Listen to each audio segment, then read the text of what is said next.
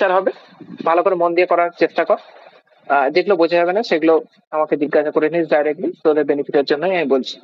তো আগের দিন আমরা পড়ছিলাম এন্ডোমেমব্রেন সিস্টেম। এন্ডোমেমব্রেন সিস্টেম বলতে কি বুঝেছিলাম না, কোনো একটা সেলের, এটা ধরলাম একটা নিউক্লিয়াস, এই নিউক্লিয়াসের সঙ্গে অ্যাসোসিয়েটেড কিছু সেল অর্গানেল যুক্ত থাকে। যেমন এইভাবে আগের দিন আমি ছবি এঁকে দেখেছিলাম। আমি বলেছিলাম এই নিউক্লিয়াসের সঙ্গে অ্যাসোসিয়েটেড একটা সেল অর্গানেল, তার সঙ্গে অ্যাসোসিয়েটেড আবার কোনো একটা সেল অর্গানেল থাকতে পারে। ঠিক আছে, এরকম ভাবে ছবি তোরা বইতে দেখেছিলিস বা আগের দিন আমি দেখিয়েছিলাম। এর সঙ্গে অ্যাসোসিয়েটেড আরো কিছু সেল অর্গানেল লিখেছিলাম। ঠিক আছে, আমি বলেছিলাম যে এখানে বিশেষ 4টে সেল অর্গানেল আছে যারা পরস্পর, যাদের ফাংশন গুলো একে অপরের সঙ্গে কোরিলেটেড, এদেরকে আমরা বলে থাকি এন্ডোমেমব্রেনাস বা এন্ডোমেমব্রেন সিস্টেম।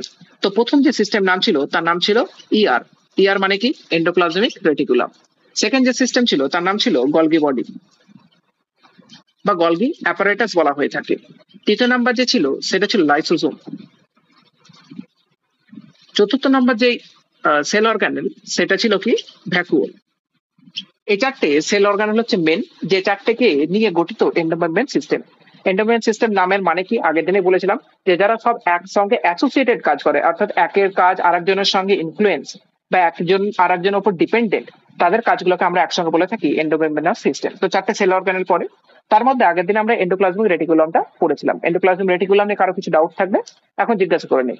এন্ডোপ্লাজমিক রেটিকুলাম নিয়ে কথা বলতে গিয়ে একটুখানি রিভিশন করে নিই। এন্ডোপ্লাজমিক রেটিকুলাম নিয়ে কথা বলতে গিয়ে আমি প্রথম পয়েন্ট বলেছিলাম যে এটা নিউক্লিয়াসের যে আউটার মেমব্রেন, কার? নিউক্লিয়াসের যে আউটার মেমব্রেন, সেটারই কিন্তু কন্টিনিউয়াস একটা হচ্ছে এক্সটেনশন। এই যে আউটার মেমব্রেন এইটা এঁকেছি, তো এটারই একটা ধরতে পারো এক্সটেনশন। আমি যদি নিউক্লিয়াসের এই সবুজ কালি দিয়ে এইভাবে দেখাই, তো এটা যদি নিউক্লিয়াসের আউটার মেমব্রেন হয়, তারই একটা এক্সটেনশন। আমি কার নাম বলেছিলাম? Endoplasmic reticulum. তাহলে এটা যদি আউটার মেমব্রেন হয়, নিউক্লিয়াসের নিশ্চয় দুটো মেমব্রেন আছে, তাহলে আমি কথার জন্য বলছি ব্লু কালার দিয়ে এটা ইনার মেমব্রেন অফ নিউক্লিয়াস অঙ্কন করলাম। তাহলে আউটার মেমব্রেনটা এক্সটেনশনের ফলে কে তৈরি হয়েছে? Endoplasmic reticulum.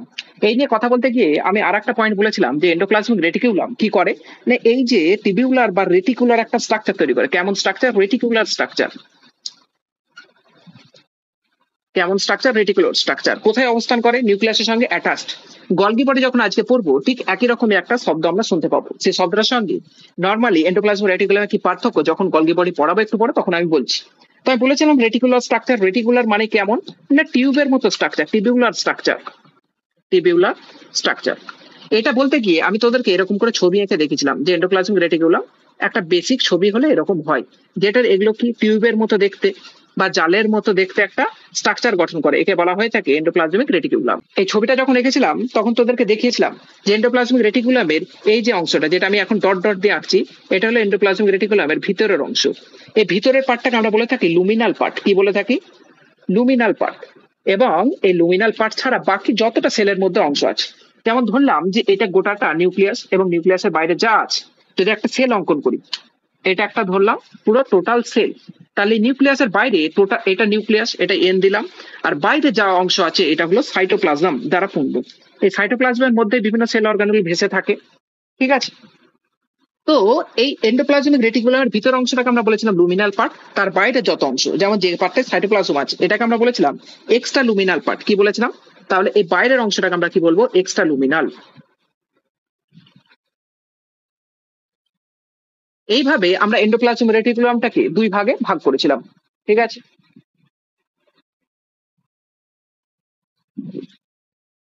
এইভাবে আমরা এন্ডোপ্লাজমিক রেটিকুলামের স্ট্রাকচারটার দুভাগে কম্পার্টমেন্ট করেছিলাম, দুটো কম্পার্টমেন্ট, একটা লুমিনাল কম্পার্টমেন্ট, একটা এক্সট্রা লুমিনাল কম্পার্টমেন্ট। লুমিনাল কম্পার্টমেন্টের মধ্যে এন্ডোপ্লাজমিক রেটিকুলামের ভিতরের অংশ, এক্সট্রা লুমিনাল পার্ট মানে যার মধ্যে কি থাকবে? সাইটোপ্লাজম। যার মধ্যে কি থাকবে? সাইটোপ্লাজম। মানে এই এন্ডোপ্লাজমিক রেটিকুলাম ছাড়া বাইরে যতটা অংশ সবটা হচ্ছে এক্সট্রা লুমিনাল। তাহলে দুটো পার্টে এন্ডোপ্লাজমিক রেটিকুলাম ভাগ করেছে। এরপর আমরা এন্ডোপ্লাজমিক রেটিকুলামের টাইপ দেখেছিলাম যে কত ধরনের এন্ডোপ্লাজমিক রেটিকুলাম হয়ে থাকে। আমি এখানে লিখলাম ইআর। ইআর মিন এন্ডোপ্লাজমিক রেটিকুলাম। এর দুটো ভাগ দেখেছিলাম। একটা নাম ছিল রাফ এন্ডোপ্লাজমিক রেটিকুলাম, আমি এখানে রাফ লিখলাম, আর একটা লিখলাম smooth endoplasmic reticulum. Rough endoplasmic reticulum এবং স্মুথ এন্ডোপ্লাজমিক রেটিকুলাম কিসের ভিত্তিতে নাম হয়েছিল? তাই এই যে এন্ডোপ্লাজমিক রেটিকুলামের এই যে বাইরের লেয়ার, এই যে মেমব্রেন, ওই মেমব্রেনটার উপরে কোন জিনিসের অবস্থানের ওপর সেটা মসৃণ না সেটা রাফ বা খড়খড়ে বা খসখসে নাকি সেটার উপর নির্ভর করে আমরা নাম দিয়েছিলাম এন্ডোপ্লাজমিক রেটিকুলার দুটো, একটার নাম রাফ আর একটা নাম হলো স্মুথ। তাহলে স্যার রাফটা কেন নাম? আমরা বলেছিলাম আর ফর রাফ, রাফের মধ্যে কি অবস্থান করে? রাইবোজোম। কি অবস্থান করে? রাইবোজোম। আমরা জানি রাইবোজোম এরকম ছোট ছোট দানার মতো সেল অর্গানেল, এরা একটা নির্দিষ্ট সেল অর্গানেল। এরা যখন এন্ডোপ্লাজমিক রেটিকুলামের কোনো লেয়ারের উপর অবস্থান করবে, কথার জন্য বলছি এন্ডোপ্লাজমিক রেটিকুলামের এটা আমি লেয়ার অঙ্কন করলাম, তার উপর কি অবস্থান করছে? এরকম রাইবোজোম। একইভাবে তোদেরকে উদাহরণের জন্য বলেছিলাম যে আমাদের কারো হয়তো মানে শরীরের গাল আছে বা চিক আছে, এই চিকের উপর যদি কারো ব্রণ থাকে এরকম ভাবে যদি হাত দেওয়া হয় দেখা যাবে একটু খসখসে উঁচু নিচু একটা হচ্ছে সারফেস। তো একইভাবে রাইবোজোমের অবস্থানের কারণে এন্ডোপ্লাজমিক রেটিকুলামের কিছু কিছু জায়গায় সারফেসটা খড়খড়ে রাফ, সেই জন্য রাইবোজোম উপস্থিতির জন্য আমরা একে বলি রাফ এন্ডোপ্লাজমিক রেটিকুলাম। অপোজিটে রাইবোজোম যার মধ্যে থাকে না, মানে অ্যাবসেন্ট থাকে, রাইবোজোম যার মধ্যে থাকে না সেই জায়গাটা মসৃণ থাকে। যদি কারো ব্রণ না থাকে তাহলে হাত বলালে দেখা যাবে পুরোটা স্মুথ বা একটা মসৃণ সারফেস, তখন তাকে আমরা বলবো স্মুথ এন্ডোপ্লাজমিক রেটিকুলাম। এই কথা বলতে বলতে আমি বলেছিলাম যে রাইবোজোমের আমাদের শরীরের মধ্যে মেন কাজ হয় প্রোটিন সিনথেসিস করা বা প্রোটিন সিনথেসিসে হেল্প করা। তাহলে একইভাবে যেহেতু রাইবোজোম অবস্থান করে এন্ডোপ্লাজমিক রেটিকুলামের রাফ এন্ডোপ্লাজমিক রেটিকুলামের উপরে, সেই কারণে আমরা দেখেছিলাম যে রাফ এন্ডোপ্লাজমিক রেটিকুলামের one of the main function কি প্রোটিন সিনথেসিস করা। অপোজিটে স্মুথ এন্ডোপ্লাজমিক রেটিকুলামের মধ্যে কোনো রাইবোজোম থাকে না। তাহলে এর কাজ কি? এ একটা মেন কাজ বা আমাদের একটা মেন যে অংশ শরীরের প্রোটিন সিনথেসিস সেইটাকে এ দায়িত্বে নিয়েছে, অপোজিটটা এ নেয়। অপোজিট কি না লিপিড সিনথেসিস। তা লিপিড সিনথেসিস কে করে? Smooth endoplasmic reticulum. এই কথা বলতে গিয়ে আমি তোদেরকে বলেছিলাম যে আমি তোদেরকে যখন কেমিক্যাল কোঅর্ডিনেশন পড়েছিলাম তখন বলেছিলাম যে লিপিডের মডিফিকেশনে তৈরি হয় স্টেরয়েড। স্টেরয়েড আর কিছুই না, লিপিডের মডিফিকেশন। তাহলে স্টেরয়েড আর বিভিন্ন হরমোন মানুষের দেহে যে তৈরি হয় সেগুলো কে তৈরি করে? Smooth endoplasmic reticulum. এটাই এনসিইআরটি সম্পর্কে একটা আমাদের ছোট্ট ধারণা ছিল, যেটা আগের দিনে বলেছিলাম, আজকে আবার রিপিট করে দিলাম যেহেতু লেকচারটা রেকর্ডেড হচ্ছে। এই লেকচার, এই যে বোর্ডে জিনিসটা এঁকেছি এই জিনিসটা সম্পর্কে কারো কিছু ডাউট থাকলে আমাকে জিজ্ঞাসা কর। আর এই ছবিটা, এই এই যে বোর্ডের যে এখন এঁকেছি এটা ছবিটা তোরা কিন্তু স্ক্রিনশট নিয়ে নিলে আমার মনে হয় বেটার হবে, কারণ এখন আমার নোট দেওয়াটা একটু চাপ হবে যেহেতু এক্সাম চলছে। সুতরাং তোরা একটু স্ক্রিনশট নিয়ে নে, এরপর আমরা নেক্সট যে সেল অর্গানের অর্থাৎ গলগি বডি এটা নিয়ে ডিসকাস করবো। দেখে নে।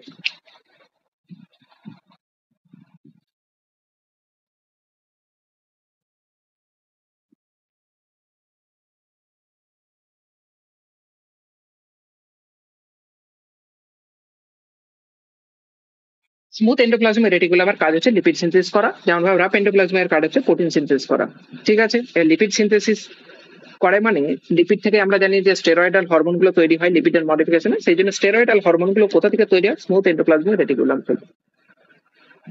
ক্লিয়ার হয়ে গেছে? এটা মুছে দেবো আমি।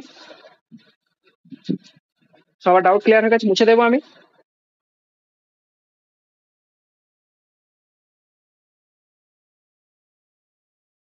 এবার করবো one of the most important একটা টপিক, সেটা হলো কি গলগি অ্যাপারেটাস।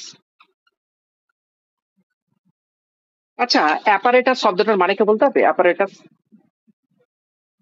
অ্যাপারেটাস যেমন সিস্টেম একটা বড় জিনিস, অ্যাপারেটাস একটা ছোট্ট জিনিস। সিস্টেমের মধ্যে প্রচুর জিনিস থাকে, অ্যাপারেটাস এমন একটা জিনিস যার মধ্যে অনেক কিছু জিনিসই থাকে। যেমন আমরা কথার জন্য বলছি কোনো একটা ফ্ল্যাট বা অ্যাপার্টমেন্ট যখন দেখি তার মধ্যে বিভিন্ন জিনিস পাই না? ডাইনিং হল পাই, লিভিং রুম পাই, কিচেন পাই, টয়লেট পাই, তখন তাকে অ্যাপার্টমেন্ট বলি।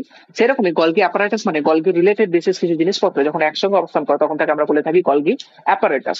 আর শুধু যদি সিঙ্গেল, যদি শুধুমাত্র গলগি বডির কথা বলি তখন ওটা একটা সিঙ্গেল জিনিস। গলগি বডি অ্যাসোসিয়েটেড কিছু যখন থাকে তখন তাকে আমরা বলে থাকি গলগি অ্যাপারেটাস। এখন অ্যাপারেটাসটা তাহলে দেখতে কেমন হয় যখন বলছি বেশ কিছু জিনিস নিয়ে গঠিত? তো এটাও হয়ে থাকে একইভাবে এন্ডোপ্লাজম রেটিকুলার মতো রেটিকুলার স্ট্রাকচার। কেমন স্ট্রাকচার? Reticular structure. তো দাদা এর জন্য তাহলে এনসিইআরটি কি শব্দ ইউজ করেছে? এনসিইআরটি শব্দ ইউজ করেছে যে রেটিকুলার স্ট্রাকচার, একে যদি আমরা স্টেন করি তাহলে ডেন্সলি স্টেন হয়। কেমন হয়? ডেন্সলি স্টেন। ডেন্সলি স্টেন মানে কি ভালো করে বুঝিয়ে বলো। দেখ আমি এখানে বিভিন্ন জিনিস বোর্ডের মধ্যে লিখছি, কোনোটার কালি হালকা, কোনোটার কালি বেশি গাঢ়, কোনোটার কালি আর একটু কম গাঢ়। এবার যে কালিটা বেশি গাঢ় সেটা তোরা বেশি পরিষ্কার ভাবে দেখতে পাচ্ছিস বোর্ডে। একইভাবে বিভিন্ন জিনিসকে আমি যদি কালি ঢেলে দিই, কেউ বেশি কালার নেয় কেউ কম কালার নেয়, যে বেশি কালার নিয়ে নেবে, যে বেশি স্টেন্ড হয়ে যাবে তাকে আমি বলবো ডেন্সলি স্টেন্ড। একইভাবে গলগি অ্যাপারেটাসকে যদি কালার দিই, গলগি অ্যাপারেটাস বেশি কালার নিয়ে নেয়, ওটা বেশি কালারফুল বা বলতে পারিস যে একটু মোটা কালির দেখতে লাগে আমাদের। তো ডেন্সলি স্টেন্ড মানে কি? ওকে যদি কালার দেওয়া হয় খুব ভালোভাবে একদম জাঁকজমকপূর্ণ কালারটা ধরে, আমরা খুব ভালো করে ওকে দেখতে পাই। ঠিক আছে, ওকে বলা হচ্ছে ডেন্সলি স্টেন। কেমন দেখতে হয়ে থাকে? Reticular structure. তাদের রেটিকুলার স্ট্রাকচার, ও তো টিবিউলার টাইপ ছিল, মানে লম্বা লম্বা টিউবের মতো অংশ ছিল। এ কেমন টাইপ হয়ে থাকে? এ হয়ে থাকে স্যাক লাইক স্ট্রাকচার। কেমন হয়ে থাকে এই রেটিকুলারটা? কেমন হয়ে থাকে? Flat sac like structure. ঠিক আছে, যাকে বলা হয় সিস্টার্নি। কি বলা হয়? সিস্টার্নি। এত পর্যন্ত কারো ডাউট আছে?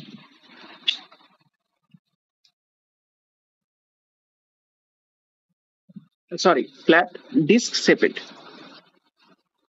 ডিস্ক শেপেড স্ট্রাকচার যাকে বলা হয় সিস্টার্নি। এত পর্যন্ত কারো কিছু ডাউট আছে?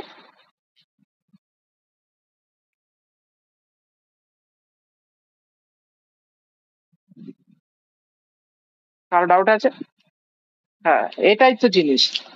তোরা জিজ্ঞাসা করছিস না ফ্ল্যাট ডিসলাইক স্ট্রাকচার মানে কেমন? কথার জন্য বলছি, ধরো আমি যে কোনো একটা বই তুলে নিলাম, আমি ধরো এই বইটা তুলে নিলাম, এই বইটা ফ্ল্যাট। কেমন? ফ্ল্যাট। ফ্ল্যাট মানে হচ্ছে চ্যাপ্টার। এই বইটা তার চৌকো। একইভাবে যদি এই ফ্ল্যাট বইটা যদি গোল হয়ে যায়, তাহলে ডিস্কের মতো যদি দেখতে হয়, যেমন থালা, থালার মতো যদি দেখতে হয়, তখন তাকে আমি বলবো flat and disc like structure. তাহলে ফ্ল্যাট এবং ডিস্ক লাইক হয়ে গেল। তারপরে মানে হচ্ছে স্যাক। স্যাক মানে কি? থলি। অর্থাৎ ধর কথার জন্য বলছি, এই বইটার ভিতরে এতগুলো পাতা আছে, আমি বইয়ের পাতাগুলো ফেলে একে একটা বক্স বানালাম, গোল একটা বক্স, যার মধ্যে ফাঁকা জায়গা থাকবে, তাকে আমি বলে দেবো স্যাক্স বা থলি। ঠিক আছে, তাহলে ফ্ল্যাট মানে কি? চ্যাপ্টা হবে। ডিস্ক মানে কি? গোল শেপেড হবে। স্যাক মানে ভিতরে ফাঁকা জায়গা থাকবে। ঠিক আছে, তো স্ট্রাকচার কেমন হবে? Flat disc shaped like structure, এবং তার মধ্যে তাছাড়া কি থাকতে পারে? সিস্টার্নি। ঠিক আছে, এবার প্রশ্ন, যে এটা প্রথম কে দেখেছিল? এই নিয়ে তো বিজ্ঞানীর নাম লেখা আছে, তুমি তো বিজ্ঞানীর নাম লিখলে না, তাহলে বিজ্ঞানীর নামটা বলো। এটা প্রথম আবিষ্কার হয়েছিল 1898। কত সালে? 1898 সালে। যে বিজ্ঞানী আবিষ্কার করেছিল তার নাম দিয়েই এর নাম হয়েছে গল্গি। তার নাম ছিল ক্যামিলো গল্গি। কি নাম ছিল? কি নাম ছিল বললাম? এর নাম ছিল ক্যামিলো গল্গি। এই ক্যামিলো গলগি আবিষ্কার করেছিল 1898 সালে। কি না? Golgi apparatus. এর নাম থেকেই নাম হয়েছে গলগি অ্যাপারেটাস। দেখতে কেমন? রেটিকুলার স্ট্রাকচার, ডেন্সলি স্টেন্ট হবে। রেটিকুলার স্ট্রাকচারটা কেমন দেখতে? ফ্ল্যাট ডিসকেপেড স্ট্রাকচার, যেটাকে অর সিস্টার্নি বলতে পারি। ঠিক আছে, ডিসকেপেড স্ট্রাকচার এবং সিস্টার্নি নিয়ে গঠিত। কোথায় অবস্থান করে? নিউক্লিয়াসের খুব কাছে। এখানে এনসিআরটি একটা শব্দ লিখেছে, reticular structure densely stained near nucleus. কার কাছে অবস্থিত? Near nucleus. তাহলে দেখ, এই যে শব্দটা এখানটায় লিখেছি, এইটার সঙ্গে এন্ডোপ্লাজম রেটিকুলামের শুধু একটা জায়গাতেই পার্থক্য, বাকি কিন্তু পুরোটাই সেম সেম লাগবে। কোন জায়গাটা পার্থক্য বলতে পারবি? বলতে পারবি?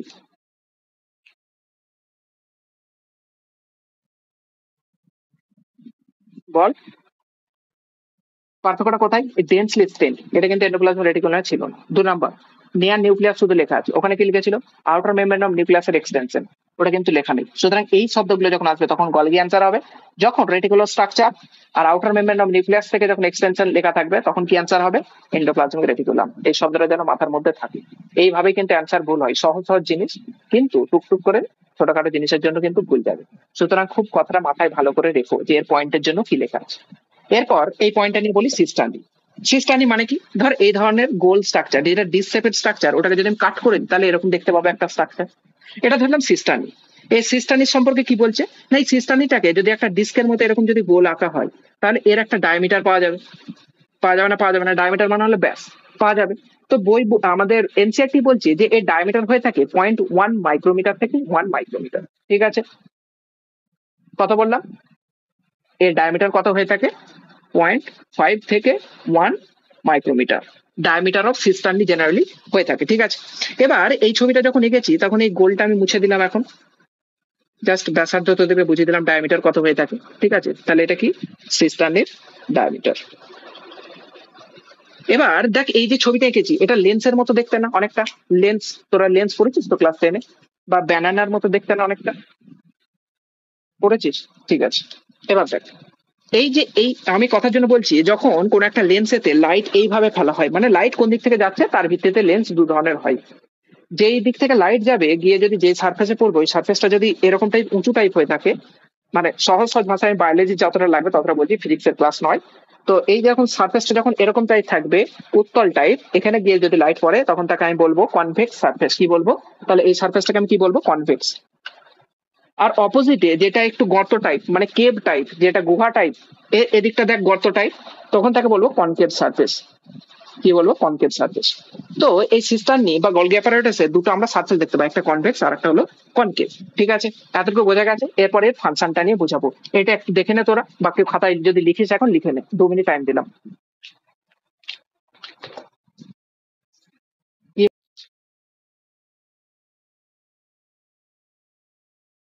ডেন্সলি স্ট্যান্ড মানে কি? ডেন্সলি স্ট্যান্ড মানে তো বললাম এই মাত্র।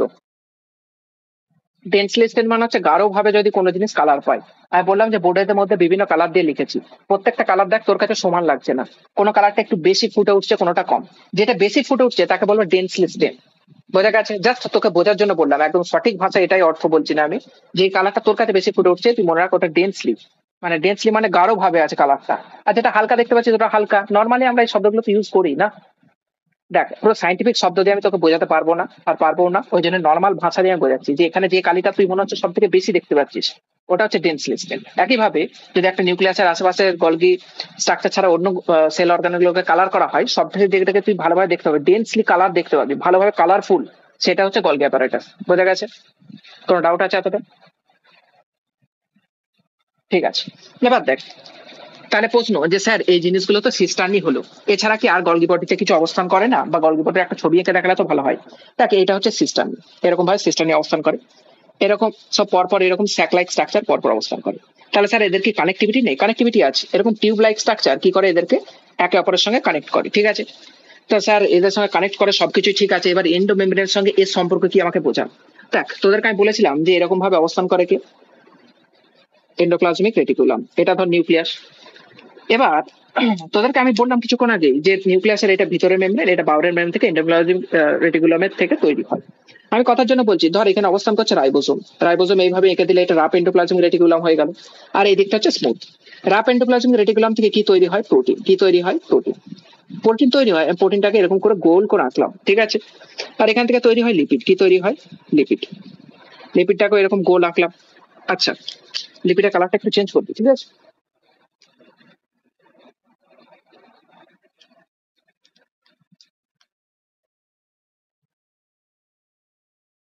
তাহলে প্রোটিন আঁকলাম এবং লিপিড আঁকলাম। এই প্রোটিনটাও এই সারফেসে যাবে গলগি বডির, এবং লিপিডটাও এই সারফেসে যাবে গলগি বডি। কেন যাবে স্যার? কি প্রয়োজন আছে? না, এই যে প্রোটিন বা লিপিডটা তৈরি হয়েছে, এটা একদম বেসিক প্রোটিন বা লিপিড তৈরি হয়েছে, এর কিছু মডিফিকেশন দরকার, বা এর ম্যাচুরেশন দরকার। কি দরকার? ম্যাচুরেশন। তাহলে ম্যাচুরেশনটা, ম্যাচুরেশন বলছিলাম তাই তো? হ্যাঁ। তো কিভাবে ম্যাচুরেশন করে এই নিয়ে গবেষণায় যাওয়ার দরকার নেই, জাস্ট মনে রাখিস লিপিড বা প্রোটিন যেটাই তৈরি হোক না কেন তার একটু ফার্দার আরো মডিফিকেশন হয়ে থাকে। তো মডিফিকেশন হয়ে থাকে এটাকে বলা হচ্ছে ম্যাচুরেশন। তাহলে আমরা এখানে লিখবো মডিফিকেশন। ঠিক আছে, modification of car? Modification protein এবং লিপিড। কি ধরনের মডিফিকেশন স্যার হয়ে থাকে? না, লিপিড বা প্রোটিন তো তৈরি হয়েছে, এর সঙ্গে কার্বোহাইড্রেটের কিছু অ্যাসোসিয়েশন আছে কি? তো কার্বোহাইড্রেট জেনারেলি আমাদের বডির মধ্যে তৈরি হয় না সেইভাবে, আমরা বাইরে থেকে ডায়েট হিসেবে গ্রহণ করে থাকি কার্বোহাইড্রেট। লিপিড বা প্রোটিন কিন্তু কার্বোহাইড্রেট থেকে ট্রান্সফর্ম হতে পারে, বা লিপিড বা প্রোটিন নিলে সেটা সেইভাবে শরীরের মধ্যে যেতে পারে। মডিফিকেশনে কি তৈরি হয়? প্রোটিন বা লিপিডের সঙ্গে কি তৈরি হয়? না, প্রোটিন বা লিপিডের সঙ্গে কি যুক্ত হয়? না, কার্বোহাইড্রেট। এবার এই কার্বোহাইড্রেটের জন্য আমরা শব্দ প্রথম থেকে জানি, আমরা গ্লাই গ্লাই এইসব ইউজ করি না। তো এই মডিফিকেশনটা কার সঙ্গে হয়? প্রোটিন বা কার্বোহাইড্রেটের, প্রোটিন বা লিপিডের সঙ্গে কি যুক্ত হয়? কার্বোহাইড্রেট। কার্বোহাইড্রেট কি কি বলা হয়? গ্লাই বা গ্লাইকো, এরকম। এবার এই গ্লাইকো বা কার্বোহাইড্রেটের মডিফিকেশনটাকে আমরা বলি গ্লাইকোসাইলেশন। কি বলি? গ্লাইকোসাইলেশন। অর্থাৎ কার্বোহাইড্রেট লিপিড বা প্রোটিনের সঙ্গে যদি যুক্ত হয়, তখন যে পদ্ধতির মাধ্যমে যুক্ত হয় তাকে আমরা বলে থাকি গ্লাইকোসাইলেশন। এই গ্লাইকোসাইলেশন কি একটা মডিফিকেশন পদ্ধতি, যেটা কার মধ্যে হয়ে থাকে? Golgi apparatus. এটাকে কি বলবো আমি? জিএ। এই টোটালটার নাম কি? Golgi apparatus. এর মধ্যে কি হয় না, প্রোটিন বা লিপিড কার্বোহাইড্রেটের সঙ্গে যুক্ত হয়ে গিয়ে তার কিন্তু মডিফিকেশন হয়ে থাকে, ঠিক আছে। তার পদ্ধতির নাম কি? গ্লাইকোসাইলেশন। তাহলে তোদেরকে যদি কোশ্চেন করে যে গ্লাইকোসাইলেশন কোন সেল অর্গানে হয়ে থাকে, অ্যান্সার কি হবে? ডেফিনেটলি গলগি অ্যাপারেটাস, ঠিক আছে, বা গলগি বডি, এটা কিন্তু অ্যান্সার হবে। ঠিক আছে, এবার তোদেরকে আমি বলছিলাম যে এটাকে কি বলা হয়? Golgi apparatus. Golgi body mainly কোনটা? এই যে সিস্টানি বা ফ্ল্যাট লাইক স্ট্রাকচার। অ্যাপারেটাস মানে বললাম কি এর সঙ্গে আরো কিছু অ্যাসোসিয়েটেড জিনিস যুক্ত থাকবে, যেমন দেখ মাঝখানে কিছু কানেকটিভ জিনিস অবস্থান করছে, একে বলা হয় টিউবুলার স্ট্রাকচার। ঠিক আছে, এছাড়া আর কি অবস্থান করে স্যার? এছাড়া অবস্থান করে বেশ কিছু জিনিস যাকে বলা হয় ভেসাইকেল। কি বলা হয়? ভেসাইকেল। ভেসাইকেল মানে কিছুই না ছোট থলি। ভেসাইকেল মানে কিছুই না ছোট থলি। তাহলে ভেসাইকেল স্যার কি বা কি জিনিস, এইটা পড়ে দিই, তারপর ভেসাইকেল কি জিনিস বুঝতে পারবে। দেখো, প্রোটিন এ কি করলো, এই দিক থেকে এন্ট্রি নিল, ধরো কথার জন্য বলছি, এটা প্রোটিনের একটা ছোট গোলা, এ ঢুকলো ভিতরে। একইভাবে এখানে কে ঢুকলো, একটা ধরো লিপিড ঢুকলো, লিপিডের একটা ছোট গোলা। এরা এবার এর মধ্যে কিন্তু ধীরে ধীরে ভিতরে ইন্টারনাল মডিফিকেশন হবে, কেউ কার্বোহাইড্রেটের সঙ্গে যুক্ত হবে, কেউ কার্বোহাইড্রেটের সঙ্গে যুক্ত না হয় নিজেই এমনি ম্যাচিওর একটা লিপিড বা লিপিড প্রোটিন তৈরি হবে।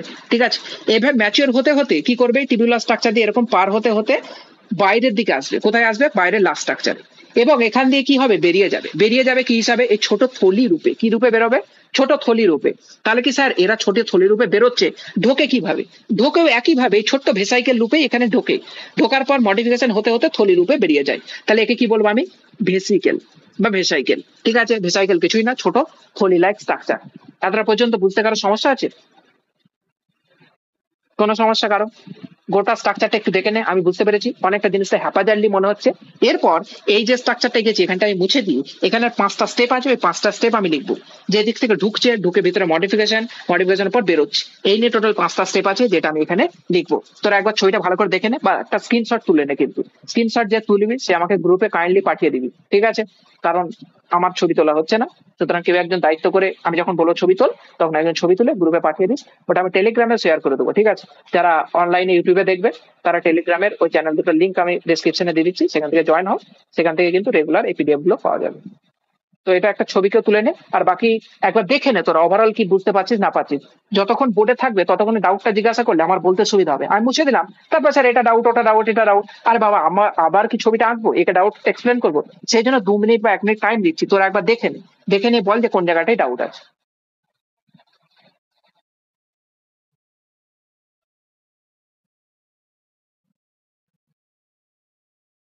ভেসিক্যালটা বলছি, তারপর আর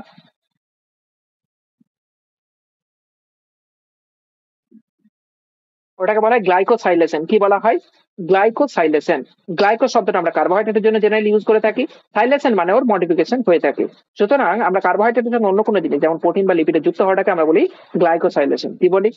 গ্লাইকোসাইলেশন। বোঝা গেছে না বোঝা যায়নি?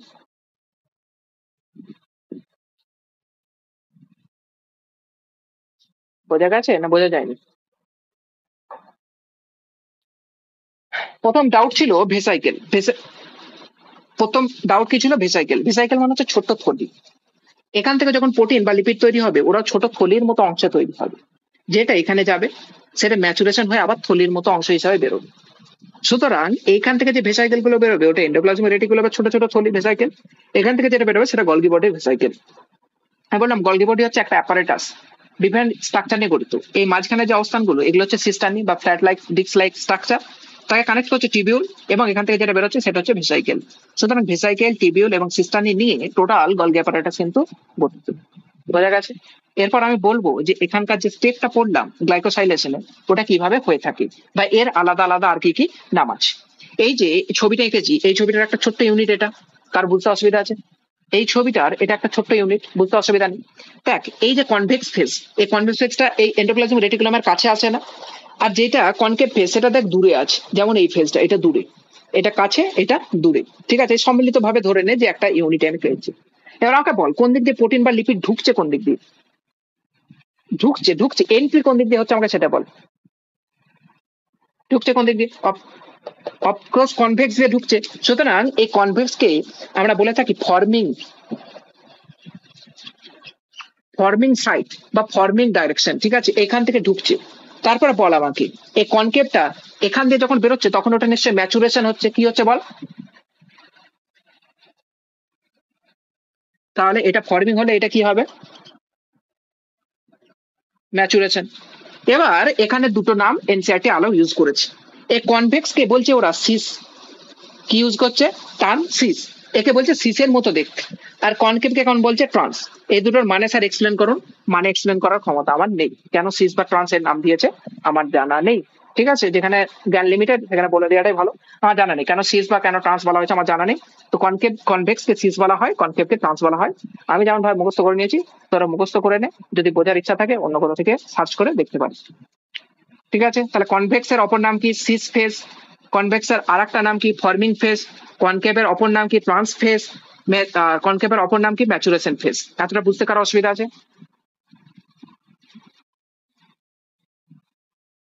কারো বুঝতে অসুবিধা আছে এতটা? অপর নাম, জাস্ট এটারই অপর নাম। কনভেক্স ফেসের অপর নাম কি? Cis face. কনভেক্স ফেস অপর নাম কি? ফর্মিং। কেন নাম হয়েছে সেটাই বলে দিলাম। ফর্মিং কেন এদিক দিয়ে ঢুকে এন্ট্রি হয়ে থাকে, ফর্ম জিনিসটা এদিক দিয়ে ঢোকে। আর এটার নাম ম্যাচুরেশন কেন? কারণ এদিক থেকে ম্যাচিওর হয়ে বেরোয়। এই তো লেখা আছে তো, ট্রান্স বা ম্যাচুরেশন ফেজ। দেখা যাচ্ছে না বোর্ড?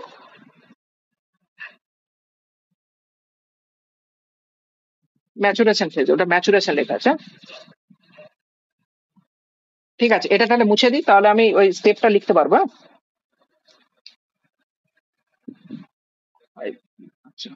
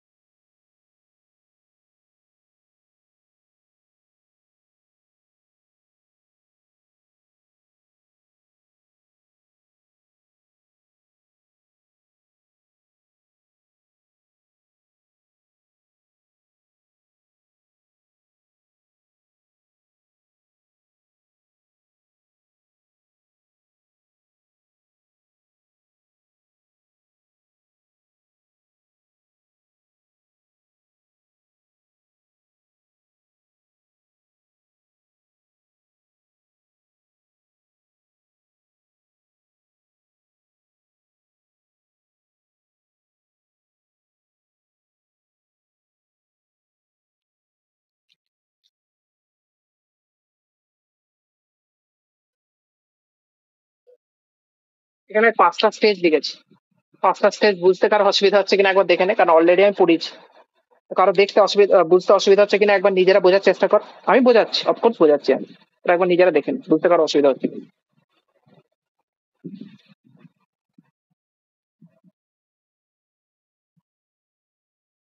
একবার তোরা দেখে নে, তারপর আমি তোদেরকে বোঝাচ্ছি।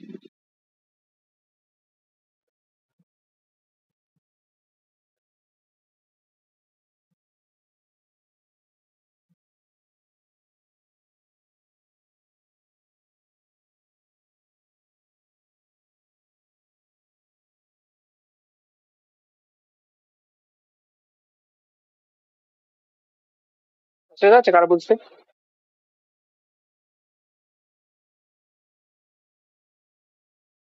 হুম, আই থিঙ্ক অসুবিধা নেই। দেখ প্রথম স্টেপ কি বলছে, vesicle moves from endoplasmic reticulum to Golgi apparatus.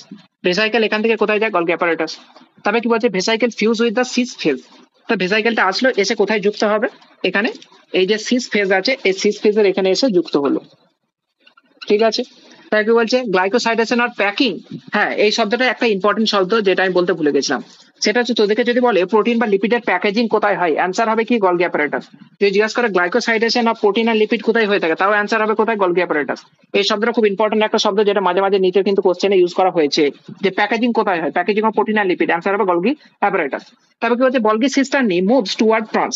এখানে গলগি সিস্টার্নি যেটা আছে এর জিনিসপত্রগুলো কোথায় এবার নিয়ে যাবে, এইদিকে নিয়ে যাবে, ট্রান্সের দিকে।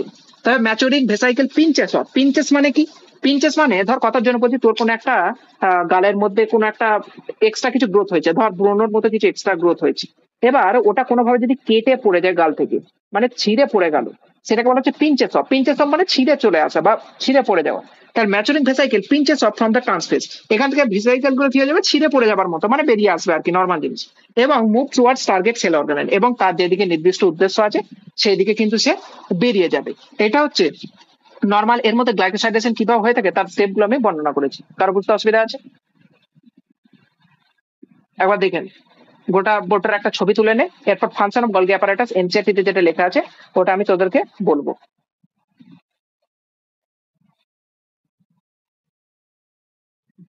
গ্লাইকোসাইডেশন বা প্যাকিং মানে কি, ওই দুটো জিনিসের মডিফিকেশন, এটা নর্মাল জিনিস, বুঝতে পারছিস না? 4 বা 5 বার ধরে বললাম অলরেডি।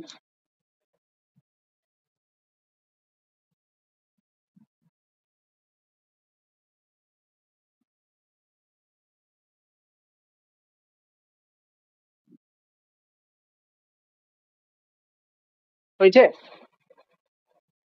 বুঝতে পেরে গেলে বা এটা স্ক্রিনশট নিয়ে নিলে আমি ফাংশন অফ গলগি বডিতে যাবো। জলদি কর একটু, আমার টাইম নেই, বুঝতে পারলি, টাইমের শর্টেজ।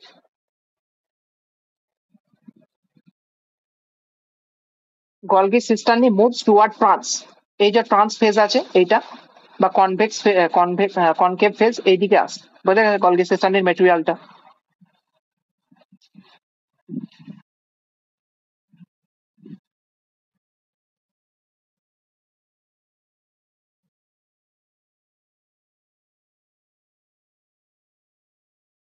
হয়ে গেলে বল আমাকে ফাংশন অফ গলগি বডিটা আমাকে বলতে হবে, তারপর লাইসোজোম পড়াতে হবে, তারপর ভ্যাকুয়াল পড়াতে হবে, দিয়ে আজকে শেষ করতে হবে।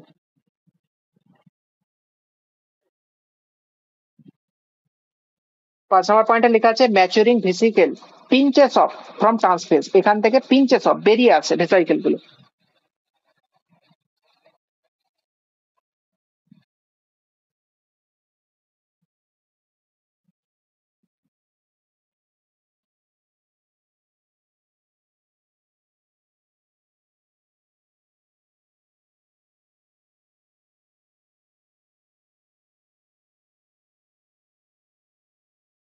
হয়েছে? ঠিক আছে, এটা মুছলাম। এবার দেখ এখানে দুটো জিনিস আছে, একটু বলে দিই। সেটা হচ্ছে একটা ভেসাইকেল তো বেরালো, গেছে টুয়ার্ড টার্গেট সেল অর্গানেল, যেখানে কাজ সেখানে চলে গেল। 2 নম্বর জিনিস একটা কি দেখা যায় না, বেশ কিছু ভেসিকেল ওরা ব্যাক করে এখানে ফিরে এসে কাজ করে। ব্যাক করে ফিরে এসে কোথায় কাজ করে, এন্ডোপ্লাজমিক রেটিকুলাম। এখানে বিশেষ কিছু জিনিসের কাজ পড়ে, যে কাজগুলো ফাংশন করার জন্য এখানে কাজ কিন্তু ওরা এসে করে। কোথায় কাজ করে বললাম, এখান থেকে ফিরে এসে কোথায় কাজ করে, এন্ডোপ্লাজমিক রেটিকুলাম, মনে থাকে যেন, ঠিক আছে? এটা মুছলাম। ফাংশন অফ গলগি অ্যাপারেটাস বা গলগি বডি আমি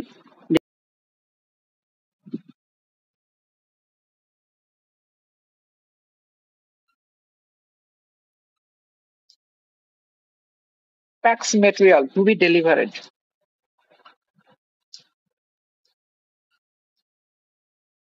টু বি ডেলিভারেড কোথায় ডেলিভার হবে, হয় ইন্টারসেলুলার কোনো ডেলিভারেড টু ইন্টারসেলুলার কোনো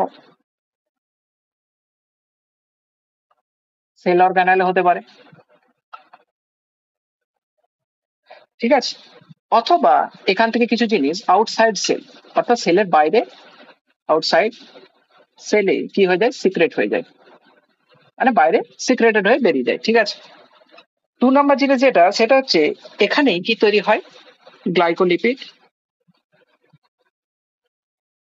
অ্যান্ড গ্লাইকোপ্রোটিন ফরমেশন। গ্লাইকোলিপিড এবং গ্লাইকোপ্রোটিন ফরমেশন কোথায় হয়ে থাকে, গলগি বডি। এছাড়া এর important one of the function হচ্ছে সেল প্লেট ফরমেশন। যখন আমরা সেল প্লেট ফরমেশন পড়বো সেল ডিভিশন চ্যাপ্টারে, তখন আমরা দেখতে পাবো কোথায় কার ক্ষেত্রে করে থাকে, প্ল্যান্টের ক্ষেত্রে সেল প্লেট ফরমেশন করে থাকে। আর একটা ইম্পর্টেন্ট জিনিস কি, যেটা মানুষের ক্ষেত্রে করে থাকে, সেটা হলো ফরমেশন অফ অ্যাক্রোজোম। তার কোথায় অ্যাক্রোজোম কোথায় ফরমেশন হয়? স্পার্ম। কোথায় ফরমেশন হয়ে থাকে? স্পার্ম। এই চারটে ফাংশন দেখা গেছে। এই চারটে ফাংশন হচ্ছে গলগি অ্যাপারেটাসের মেন কাজ। প্রথম কাজ কি? প্রথম কাজ যেটা আমরা এইমাত্র পড়লাম, packs material to be delivered intercellular cell organelle. সেলের মধ্যে কোনো সেল অর্গানেল যেতে পারে, অথবা আউট অফ দ্য সেল বাইরে কিছু জিনিস বেরিয়ে যায়। ঠিক আছে। তারপর হচ্ছে গ্লাইকোলিপিড বা গ্লাইকোপ্রোটিনের ফরমেশন। গ্লাইকোপ্রোটিন এবং গ্লাইকোলিপিড তৈরি করে। গ্লাইকোপ্রোটিন আর গ্লাইকোলিপিড শব্দ দুটো ভেঙে দিলে বুঝতে পারবে। গ্লাইকো মানে কার্বোহাইড্রেট, লিপিড মানে লিপিড। সুতরাং কার্বোহাইড্রেট প্লাস লিপিড যুক্ত হয় কোথায়? এখানে। গ্লাইকোপ্রোটিন মানে কি? কার্বোহাইড্রেটের সঙ্গে প্রোটিন। আমি তো বললাম যে গ্লাইকোসাইলেশনটা কোথায় হয়? Golgi apparatus. সুতরাং কার্বোহাইড্রেটের সঙ্গে প্রোটিন বা লিপিড যুক্ত হওয়া কার কাজ? গলগি অ্যাপারেটাসের কাজ। এছাড়া আরেকটা কাজ কি? Sell plate formation. অর্থাৎ একটা সেলের যখন ডিভিশন হয়, ডিভিশনের পর দুটো যখন নতুন সেল তৈরি হয়, তখন প্ল্যান্টের ক্ষেত্রে কি দরকার পড়ে? Cell wall.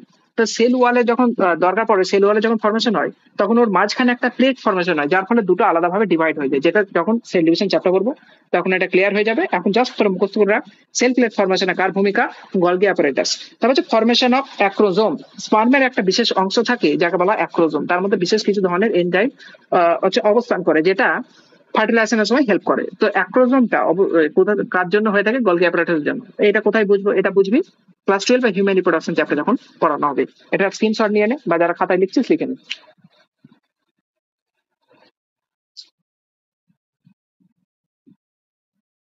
একটু জলদি, হ্যাঁ।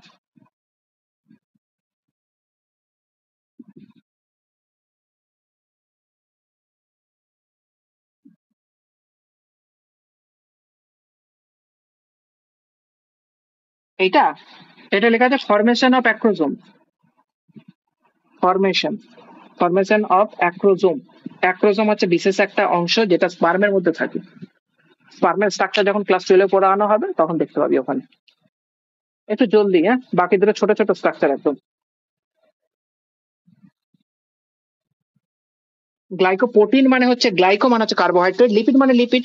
সুতরাং লিপিডের সঙ্গে যদি কোনোভাবে কার্বোহাইড্রেট যুক্ত হয়, তখন যে স্ট্রাকচারটা তৈরি হয় তাকে হলো কার্বোহাইড্রেট। বোঝা গেছে? লিপিড একটা জিনিস, কার্বোহাইড্রেট একটা জিনিস, দুটো যখন একসঙ্গে যুক্ত হয়, সম্মিলিত হয়, তখন তাকে বলা হয় গ্লাইকোলিপিড। প্রোটিন একটা জিনিস, গ্লাইকো মানে কার্বোহাইড্রেট একটা জিনিস, দুটো যখন একত্রে যুক্ত হয় তখন তাকে বলা হয় গ্লাইকোপ্রোটিন।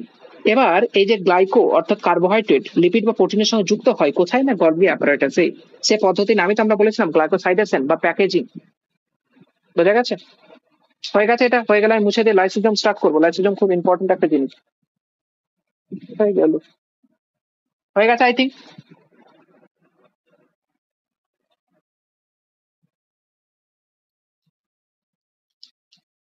এরপর আমরা পড়বো লাইসোজোম। ঠিক আছে।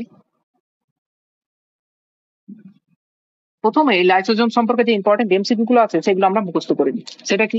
লাইসোজোম সম্পর্কে অলরেডি আমরা পড়েছিলাম যে এটা একটা সিঙ্গেল মেমব্রেন স্ট্রাকচার। অর্থাৎ একটাই কিন্তু মেমব্রেন আছে। ঠিক আছে। একটাই কিন্তু মেমব্রেন আছে লাইসোজোমে, তাকে বলা হয় সিঙ্গেল মেমব্রেন স্ট্রাকচার। 2 নম্বর জিনিস, এই লাইসোজোমকে আমরা বলে থাকি সুইসাইডাল ব্যাগ। কি বলি? Suicidal bag. এই দুটো হচ্ছে এখানকার most important question lysosome related. 3 নম্বর জিনিস, যে সুইসাইডাল ব্যাগ কেন বলি। এবার এই সুইসাইডাল ব্যাগ কেন বলি বা কি জিনিস, এটা একটু পরে ব্যাখ্যা করছি। ব্যাখ্যা করতে গিয়ে অ্যান্সার গুলো চলে আসবে। আমরা বললাম যে এন্ডোমেমব্রেনাস সিস্টেম মানে একে অপরের সঙ্গে সবকটা যুক্ত থাকবে। আমরা এন্ডোপ্লাজমিক রেটিকুলামের সঙ্গে গলগি অ্যাপারেটাসের কি সম্পর্ক দেখতে পেয়েছি না পাইনি? একে অপরের সঙ্গে যুক্ত সম্পর্ক দেখতে পেয়েছি না পাইনি? পেয়েছি। গলগি অ্যাপারেটাসের সঙ্গে লাইসোজোমের সম্পর্ক পাবো। ঠিক আছে। আমি কথার জন্য বলছি যে একটু আগে আমি যেমন এঁকেছিলাম গলগি অ্যাপারেটাস, এই গলগি অ্যাপারেটাস এখানে একটা এরকম করে আঁকলাম। জাস্ট একটা গলগি অ্যাপারেটাস আঁকলাম। ঠিক আছে। গলগি অ্যাপারেটাস কিছুক্ষণ আগে বললাম এদিক দিয়ে প্রবেশ করে কিছু জিনিস, এদিক দিয়ে বেরোয়। বেরোয় কি? ভেসাইকেল। এই যে ভেসাইকেল গুলো আউটার পার্টে বেরোয়, এরকমই একটা ভেসাইকেল হচ্ছে লাইসোজোম। এরকমই একটা ভেসাইকেল কি? লাইসোজোম। তাহলে তোদেরকে যদি প্রশ্ন করে যে লাইসোজোম কোথা থেকে তৈরি হয়, অ্যান্সার কি হবে? গলগি অ্যাপারেটাস বা গলগি বডি থেকে তৈরি হয় কি? লাইসোজোম। তাহলে লাইসোজোম বা বাকি যে স্ট্রাকচার গুলো তার মধ্যে কি পার্থক্য? সব কি লাইসোজোমই তৈরি হয়, নাকি লাইসোজোম ছাড়া অন্য কিছু তৈরি হয়? লাইসোজোম ছাড়া অন্য কিছু তৈরি হয়। প্রোটিন বা লিপিডের যে মডিফিকেশন, গ্লাইকোলিপিড, গ্লাইকোপ্রোটিন, এগুলো কিন্তু তৈরি হয়। তার সঙ্গে তৈরি হয় একটা প্রোডাক্ট হিসাবে কি? লাইসোজোম। এই লাইসোজোম কি? লাইসোজোম হচ্ছে একটা এরকম সিম্বল মেমব্রেন স্ট্রাকচার ভেসাইকেল, ও ছোট্ট থলির মতো একটা অংশ, যার মধ্যে কি থাকে? যার মধ্যে প্রচুর পরিমাণে এনজাইম অবস্থান করে। এর মধ্যে কি থাকে? প্রচুর পরিমাণে এনজাইম। এনজাইম মানে বাংলায় কি বলা হয়? একে উৎসেচক। কি বলা হয়? উৎসেচক। এই উৎসেচক নিয়ে একটা সম্পূর্ণভাবে তোদের চ্যাপ্টার আছে, তখন তোরা জানতে পারবি। মেন কথা জেনে রাখিস, এনজাইম বা উৎসেচকের কাজ হচ্ছে কোনো জিনিসকে ভাঙা, গড়া, এগুলো হচ্ছে উৎসেচকের মেন কাজ। কোনো জিনিসকে ভাঙবো, কোনো জিনিসকে গড়বো, এগুলো হচ্ছে উৎসেচকের মেন কাজ। যেমন ভাবে আমরা হরমোনের কাজ করেছিলাম একটা বডির উপর কাজ করা, এনজাইমও বডির উপর কিছু কিছু জায়গায় কাজ করে থাকে, কিন্তু ফর্মিং এবং ওকে ভাঙা এগুলো হচ্ছে ওর মেন কাজ। এখানে যে এনজাইম থাকে এই এনজাইম গুলো দাদা তাহলে কি ধরনের? এই এনজাইম গুলোকে বলা হয় হাইড্রোলাইটিক এনজাইম। কি বলা হয়? Hydrolytic enzyme.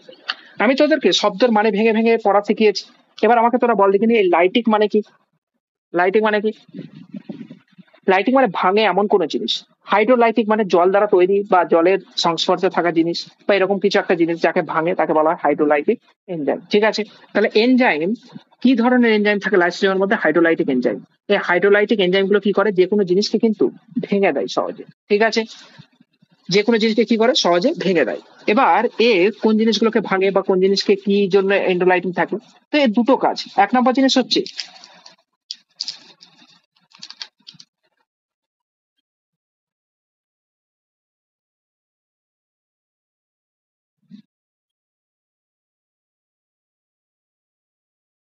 একটা হলো হেটেরোফেজি আর একটা হলো অটোফেজি। কি বললাম? একটা হলো হেটেরোফেজি আর একটা হলো অটোফেজি। এই অটো শব্দটার মানে কি? নিজ। অটো শব্দের মানে কি? নিজ মানে নিজের। আর হেটেরো মানে কি? অপরের। এইভাবে কিন্তু ভাষাগুলো তোরা ভেঙে ভেঙে পড়িস যাতে সহজ হয়। আর ভেজি মানে যে কাউকে খায়। ফেজি মানে কি? যে কাউকে খায়। অটোফেজি মানে যে নিজেকেই খায় তাকে বলা হয় অটোফেজি। হেটেরোফেজি মানে কি? যে অপরকে খায় তাকে বলা হয় হেটেরোফেজি। আমি কথার জন্য বলছি, আমি খেলাম মাছ বা মাংস খেলাম, তাহলে আমি হলাম হেটেরোফেজি। জাস্ট উদাহরণের জন্য বলছি, এই জিনিসগুলো কিন্তু তোরা ক্লাস 12 যখন ইকোলজিতে যাবি ওখানে কিন্তু এই ধরনের শব্দগুলো পাবি। ঠিক আছে, তাহলে হেটেরোফেজি মানে কি? যে অপরকে খাবে। আমি যদি কাউকে খাই তাহলে আমি হেটেরোফেজি। আমি যদি নিজেরই হাত খেয়ে নিই তাহলে আমি হচ্ছে অটোফেজি। বোঝা গেছে?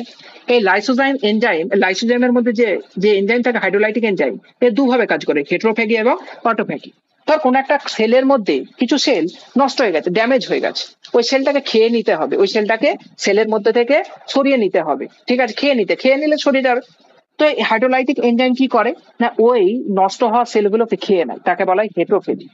কিছু কিছু সময় দেখা যায় যে এর এনজাইমের অ্যাক্টিভিটি এত বেশি যে কিছু কিছু সময় ও নিজেকেও খেয়ে নেয় বা নিজেকেও নষ্ট করে নেয়। এবার তুই ভাব, কথার জন্য বলছি, আমার প্রাণ আছে, আমি যদি নিজের প্রাণটা নিয়ে নিই তখন আমি তাকে কি বলবো? সুসাইড করেছি। কি বলা হয়? সুসাইড করেছে। তো একইভাবে লাইসোজাইম যদি কোনোভাবে নিজের প্রাণটাই নিয়ে নেয়, নিজেকে যদি নষ্ট করে দেয়, সেই কারণে একে বলা হয় সুসাইডাল ব্যাগ। ব্যাগ মানে কি? এই থলির মতো একটা অংশ, যে কি করে? নিজেকে সুসাইড করতে পারে, অর্থাৎ নিজেকে নিজে মেরে দিতে পারে, সেই জন্য একে বলা হয় সুসাইডাল ব্যাগ। তাই লাইসোজোমের অপর নাম কি? Suicidal bag. এটা একটা সিঙ্গেল মেমব্রেন হয়ে থাকে, তৈরি হয় কোথা থেকে? গলগি অ্যাপারাটাস থেকে। যে কি প্রকার হতে পারে? হেটেরোফেজি এবং অটোফেজি, যার মধ্যে কি থাকে? Hydrolytic enzyme. এটা one of the most important একটা এমসিকিউ। এবার হাইড্রোলাইটিক এনজাইম যেহেতু থাকে, এর মধ্যে একটা নেচার দেখতে পাই, অ্যাসিডিক নেচার। কি নেচার দেখতে পাই আমরা? অ্যাসিডিক।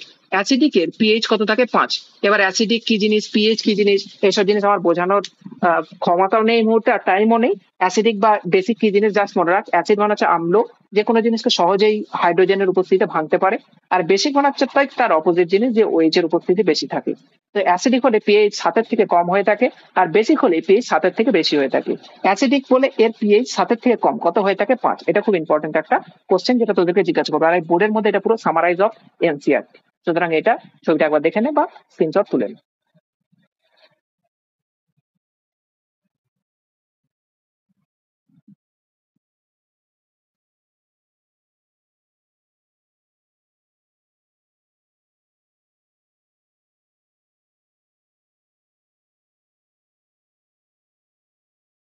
লিপিডকে যারা ভাঙতে পারে তাদেরকে আমরা বলে থাকি লাইপেজ। কি বলে থাকি? লাইপেজ।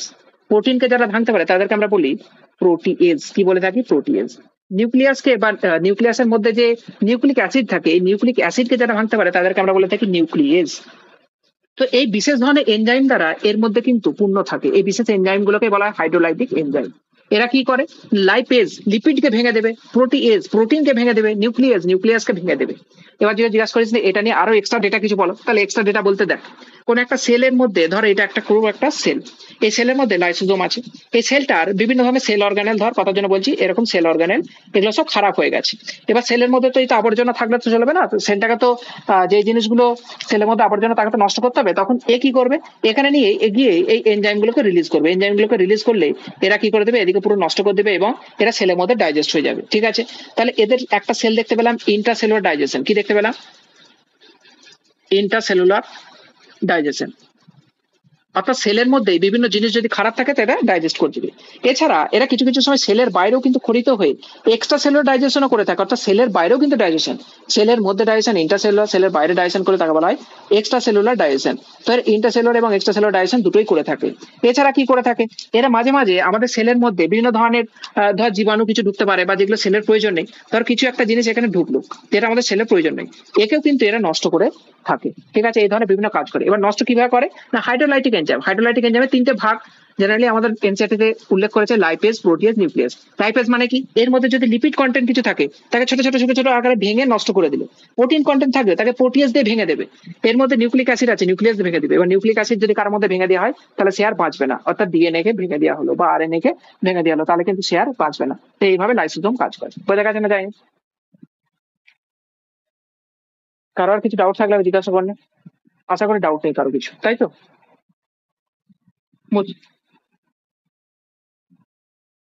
এ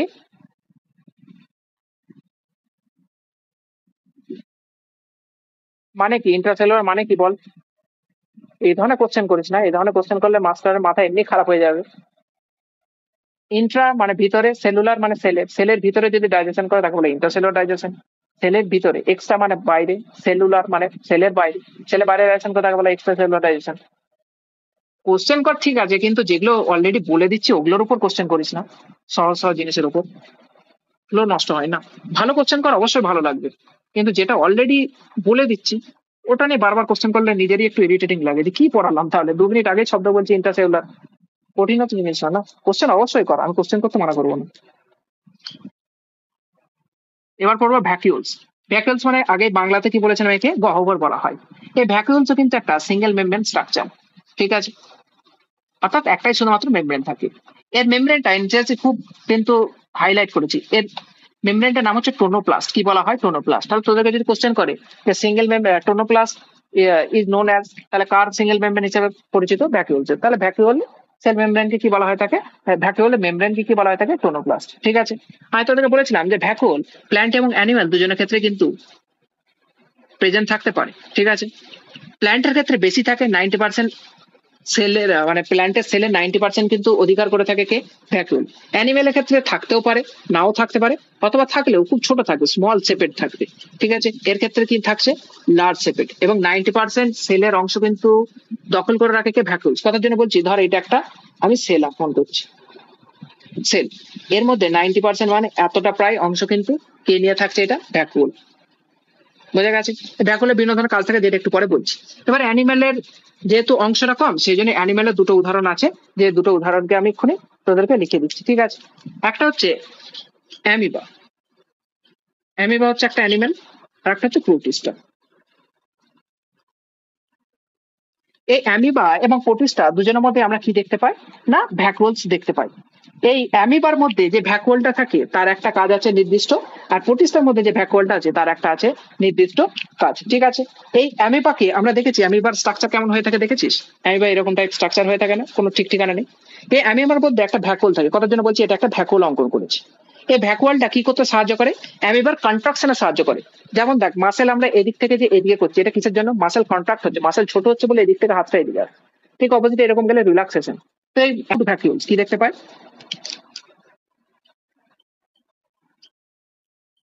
ফুড ভ্যাকুয়ালস, যার মধ্যে কি থাকে? খাদ্য জমা থাকে। ঠিক আছে, তাহলে কন্ট্রাক্টাইল ভ্যাকুয়াল একটা, আর একটা হলো ফুড ভ্যাকুয়াল।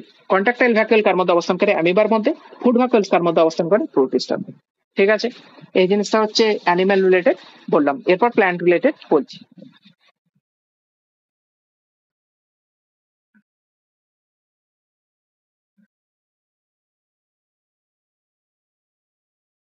কন্ট্রাক্টাইল ভ্যাকুয়ালের কাজ ছিল এক্সক্রেশন এবং অসমোরেগুলেশন। অ্যামিবার মধ্যে থাকে কন্ট্রাক্টাইল ভ্যাকুয়াল, যার কাজ এক্সক্রেশন এবং অসমোরেগুলেশন ছিল। আর প্রোটিস্টার মধ্যে থাকে ফুড ভ্যাকুয়াল, যার মধ্যে কি করে থাকে? এনগাল ফুড ম্যাটেরিয়াল। ঠিক আছে,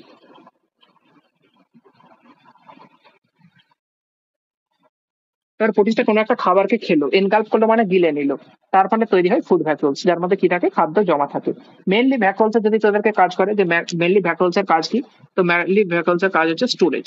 ঠিক আছে, স্টোরেজের জন্য এটা তৈরি হয়, একটা ফাঁকা গহ্বর যার মধ্যে স্টোরেজ হয়ে থাকে। তো প্ল্যান্টের ক্ষেত্রে স্টোরেজ বেশি করে, এর ক্ষেত্রে কম করে থাকে। এছাড়া ভ্যাকুয়ালস এর বিভিন্ন ধরনের কাজ আছে, যার মধ্যে কি হয় না, এর মধ্যে এরকম ভাবে কিন্তু বিভিন্ন ধরনের আয়ন ঢুকতে থাকে, ঠিক আছে।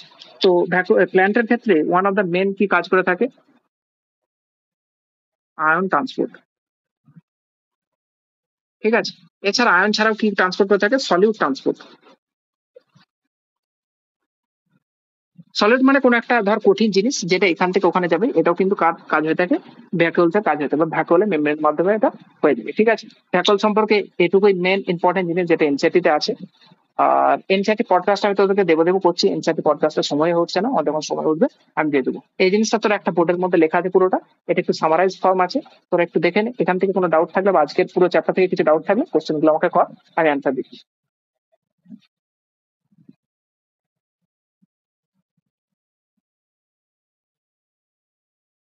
এটা লেখা আছে এনগালফ, ইএন, এটা এনগালফ। এনগালফ মানে গিলে নেওয়া, ঠিক আছে। এনগালফ মানে গিলে নেওয়া, ঠিক আছে।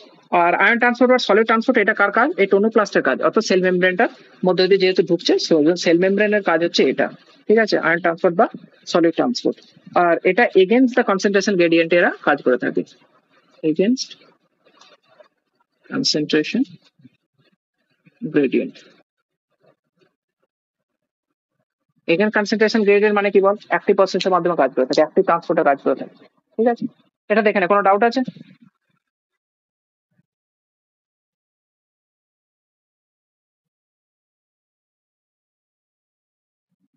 কোনো ডাউট আছে আজকের জন্য?